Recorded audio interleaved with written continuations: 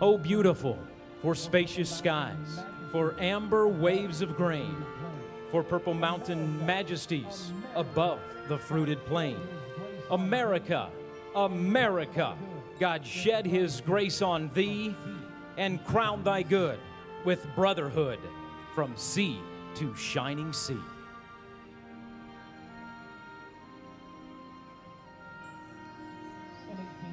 A young teacher by the name of Catherine Lee Bates scribbled these words into a notebook after ascending Pikes Peak and witnessing the vast expanse of America in front of her. She never knew the words she wrote would eventually be sung in both sacred and secular forums, and she had no clue that the words "America the Beautiful" would resonate with so many people.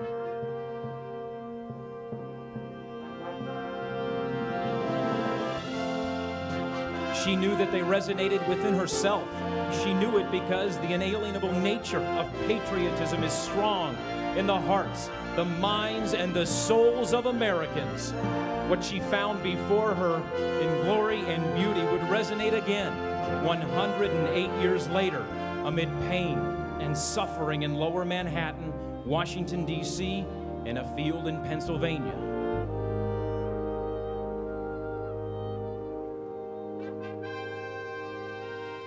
Even before the first of many reporters on television put an American flag on their lapel, one American walked out of their house the morning of September 11th, 2001, and placed a flag where one had not stood the day before.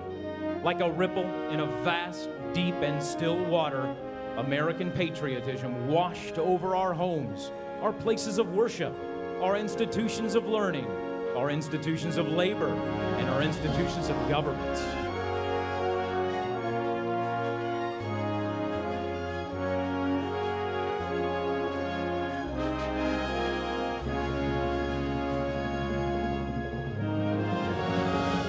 The silent yet strong current under the still waters began again to rise to the surface for the entire world to see. A reinvigorated pride of America, her people, and all she has stood for swept across our country. Every American lived the days after the events of September 11th in the morning that they assured no act of terrorism would ever take America away from Americans.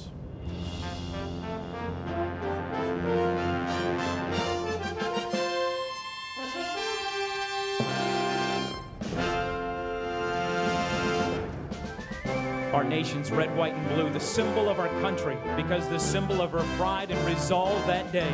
One of those national emblems was pulled from the rubble of the Twin Towers in New York City. It was torn and tattered, but it survived what cement and steel could not.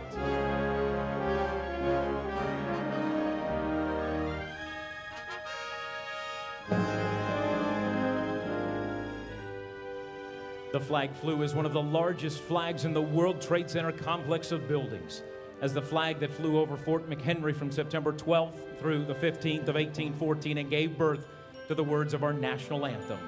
So this 30-foot American flag remained flying throughout the attacks of September 11th, 2001 on a construction scaffold next to the Twin Towers. It reminded above as men and women rushed to the scene and continued to fly as a symbol of resolve in the aftermath of the next few weeks.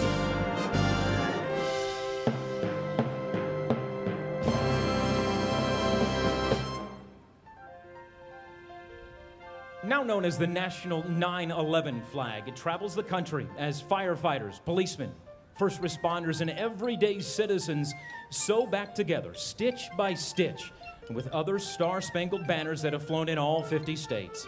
When it is completed, it will become part of the National Memorial at the site of the Twin Towers.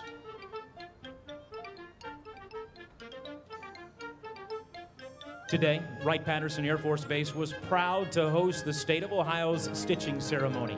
Folks, 6,000 people came through the museum right behind us here today as that flag laid open for display and repair. Young and old added their stitch today, a stitch of healing, a stitch of remembrance, and a stitch of compassion that is the American spirit.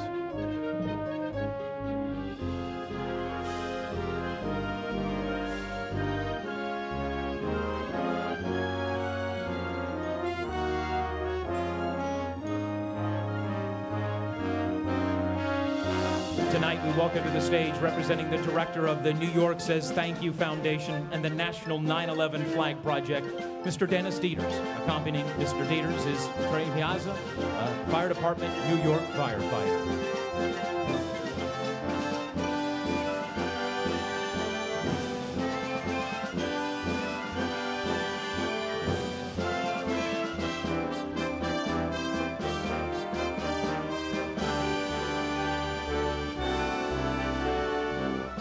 And we are honored to present this flag to you this evening as Catherine Lee Bates looked over these United States in 1893 and declared America beautiful. So we look upon this flag as her travels across our great country and reaffirm those glorious words as our national flags parachute in from overhead in preparation for our national anthem.